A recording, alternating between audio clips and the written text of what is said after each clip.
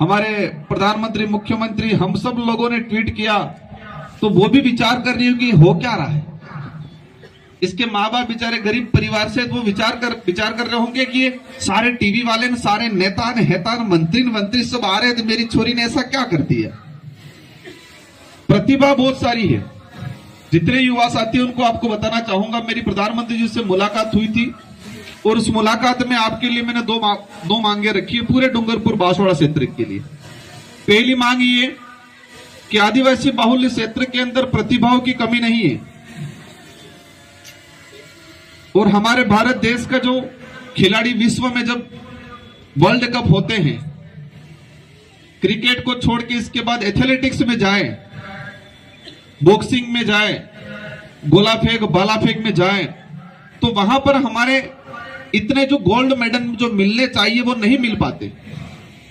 एक छोटे छोटे देश के लोग, हमारे देश के अंदर 1 अरब 40 करोड़ के आसपास पॉपुलेशन है और इतनी पॉपुलेशन वाले इलाके में अच्छे क्वालिटी वाले खिलाड़ी नहीं निकल पाते। और एक छोटे से दो देश जहां पर 2-3 करोड़ की पॉपुलेशन है, 5 करोड़ की पॉपुलेशन है, वो लोग कई मेडल, गोल्ड मेडल लेके जा रहे हैं। तो हमने कहा है कि हमें यहां पर खेल विश्वविद्यालय की जरूरत है और मैंने प्रधानमंत्री जी को कहा है कि संसदीय क्षेत्र डूंगरपुर बांसवाड़ा में खेल विश्वविद्यालय खोला जाए ताकि प्रतिभा निकले यहां से, और प्रतिभा निकलेगी तो बांसवाड़ा डूंगरपुर का नाम रोशन करेगी, लेकिन देश का भी नाम रोशन करेगी विश्व में जाके। जैसे लिम्बाराम जी ने तीरंदाजी में जाके पूरे देश के अंदर डूंगरपुर बांसवाड़ा को अलग अलग नजरिए से जाना जाता है, लेकिन एक सबसे बड़ा नजरिया है तीरंदाज का नाम आते ही देश के अंदर लिम्बाराम जी डूंगरपुर बांसवाड़ा को याद किया जाता है, जयंतीलाल जी डूंगरपुर बांसवाड़ा को याद किया जाता है। तो इसी तरह हम अन्य क्षेत्र के अंदर भी कोशिश करेंगे। स्किल डेवलपमेंट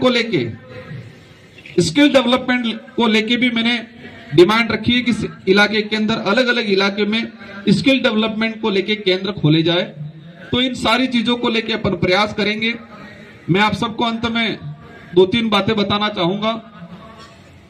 उम्र जो है, ये टाइम जो है, मतलब एक तो अपनी उम्र हो गई और एक दिन का जो समय है, सूरज उगता है वो रुकता नहीं है, चलता ही रहता है। हमें उसके अनुसार भागना पड़ता है। जैसे कि मैं भाग के आया, मैं रात को कहीं लेट कार्यक्रम था, लेट पहुंचा, सुबह फिर जल्दी जल्दी निकलने की कोशिश की, घर पे कहीं मेहमान आ गए तो जल्दी जल्दी मुझे भागना, ये सूरज, ये समय नहीं रुका, मुझे भागना पड़ा उसको मैनेज करने के लिए। तो वही चीज उम्र में है कि उम्र चलती रहती है, बाल्यावस्था से युवावस्था, युवावस्था से वापस प्रौढ़ अवस्था, उस चलता रहेगा ये पहिया। तो सबसे बेस्ट जो पहिया है, बेस्ट समय है वो 17-18 साल से लगा के 30 साल के बीच का।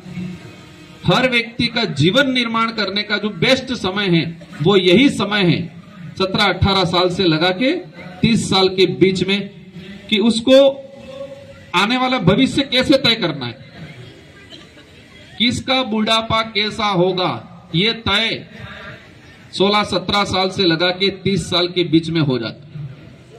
किनके बच्चे भविष्य में सुधरेंगे, किनकी पीढ़ियां भविष्य में सुधरेगी, ये तय 16-17 साल से लगा के 30 साल के समय के अंदर जो गतिविधियां हैं, जो हमारी एक्टिविटीज या जो हमारी सोच बनती है या जो हमारा डेवलप होता है, उससे तय होता है कि हमारा आने वाला भविष्य कैसा होगा। एक ये युग परिवर्तन की ओर होता है।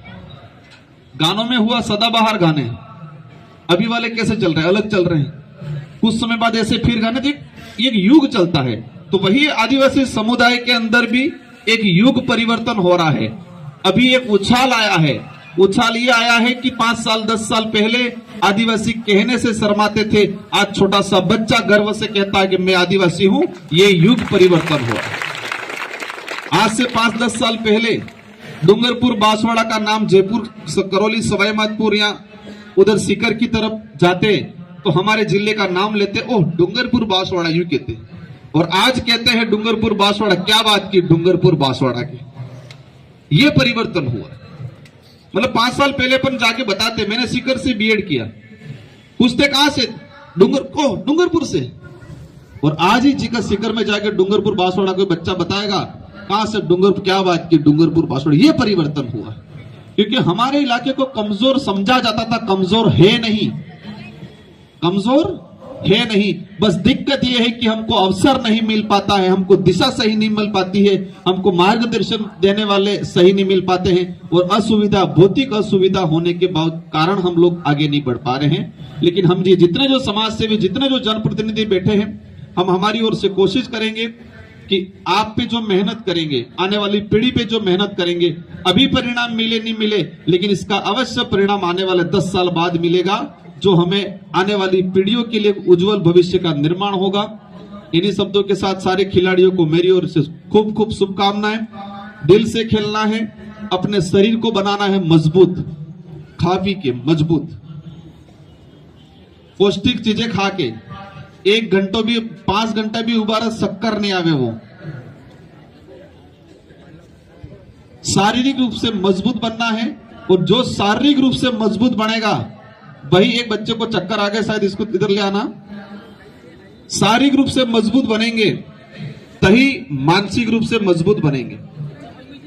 वही व्यक्ति दिमागी रूप से इंटेलिजेंट बनेगा जो शारीरिक रूप से मजबूत है। इसलिए खा पी के नशे पत्ते से दूर रहना है। कोई पानी भिजवाना हो, नशे पत्ते से दूर रहना है, पढ़ाई भी करनी है साथ साथ में, और हमारा गांव का आदिवासी समुदाय का, सागवाड़ा का, अपने माता पिता का नाम रोशन करना है। इन्हीं शब्दों के साथ मेरी ओर से सारे खिलाड़ियों को शुभकामनाएं। खेल की भावना से, नियम से खेलना है, और आयोजन कमेटी जो भी तय करे हमारे लायक, कोई इनाम हो या जो बाद में जो भी हो वो बता देना। मेरी ओर से जो भी आयोजन कमेटी तय करेगी वो मेरी ओर से दिया जाएगा। धन्यवाद, आभार, जय जवाहर।